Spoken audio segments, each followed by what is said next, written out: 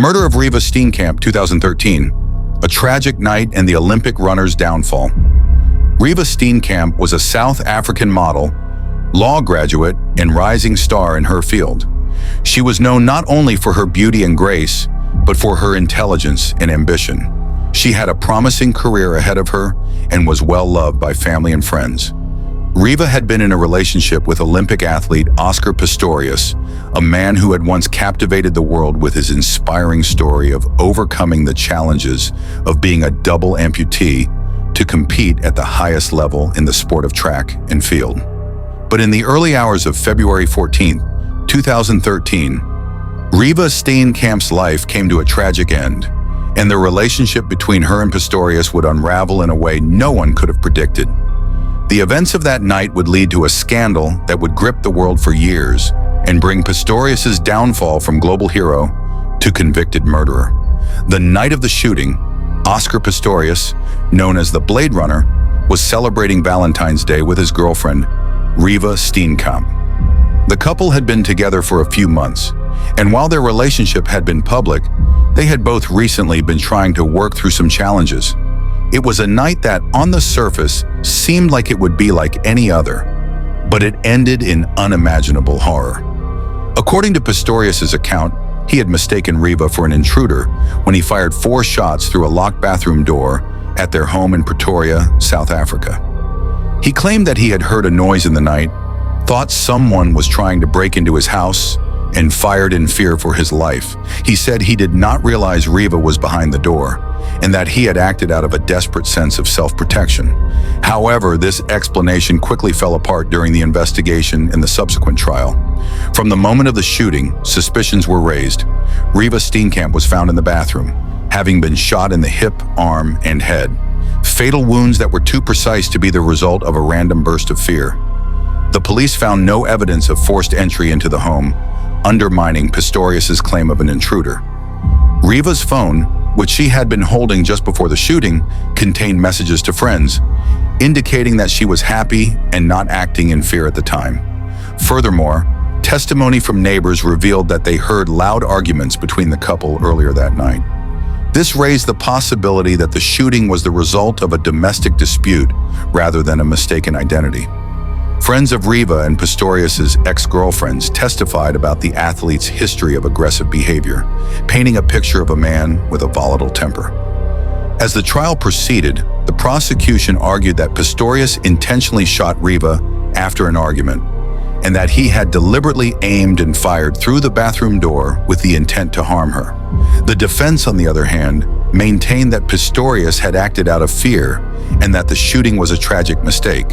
The case went back and forth, with Pistorius's emotional testimony and the heartbreak of Reeva's family adding layers of complexity to the trial.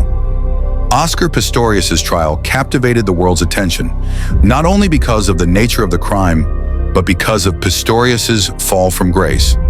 Once an international hero, the Olympic runner who had inspired millions with his determination and athletic achievements, Pistorius's image was forever tarnished.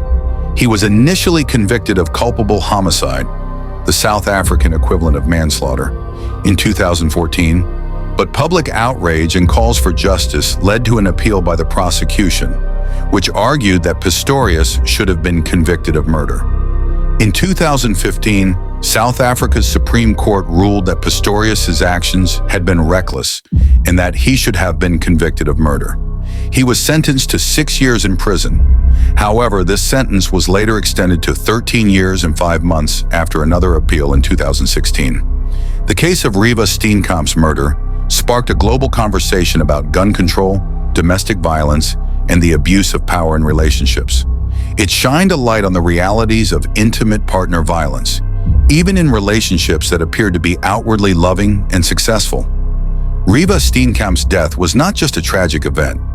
It was a wake-up call about the dangers of toxic relationships and the deadly consequences of uncontrolled anger and violence.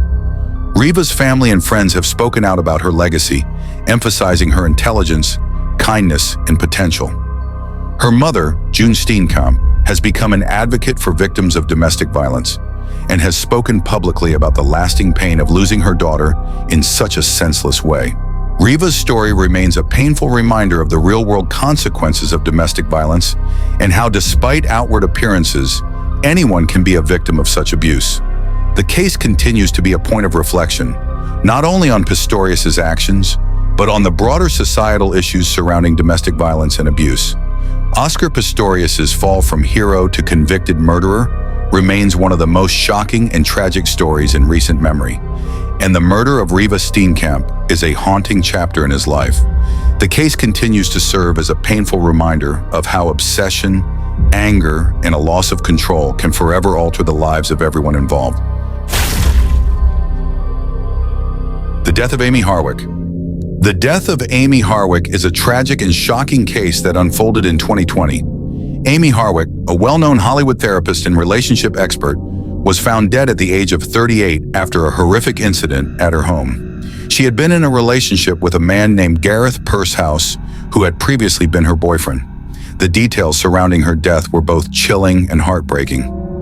On February 15, 2020, Amie was discovered in the early morning hours, unresponsive and severely injured at her home in the Hollywood Hills. She had fallen from the balcony of her third-floor apartment, and there were signs of a violent struggle. Her injuries were consistent with both a fall and a possible assault. It became clear that she had been murdered. The investigation quickly led authorities to Gareth Pursehouse, Amie's ex-boyfriend, who had a history of obsessive and disturbing behavior toward her. The two had broken up years before the tragic event, but Pursehouse reportedly had difficulty moving on. Authorities uncovered evidence that he had been stalking Amie, and he had made threatening statements in the months leading up to her death. Pursehouse's obsession with Amie had escalated, and it appeared that he was enraged by her success, her career, and her relationships after they parted ways. In the weeks before her murder, Amie had reported feeling threatened and had even taken steps to distance herself from him, but it wasn't enough to protect her. Pursehouse was arrested and charged with her murder. The case was a stark reminder of the dangers of domestic violence and obsession in relationships. Despite having a promising career helping others as a therapist, Amie Harwick's life was tragically cut short by the actions of someone who could not let go of their past relationship. The case of Amie Harwick's murder raised important discussions about the importance of recognizing and addressing the signs of controlling and abusive behavior in relationships, even after they have ended. Pursehouse's arrest and subsequent trial brought some closure to Amie's family and friends, but the loss of such a vibrant life was felt deeply by all who knew her.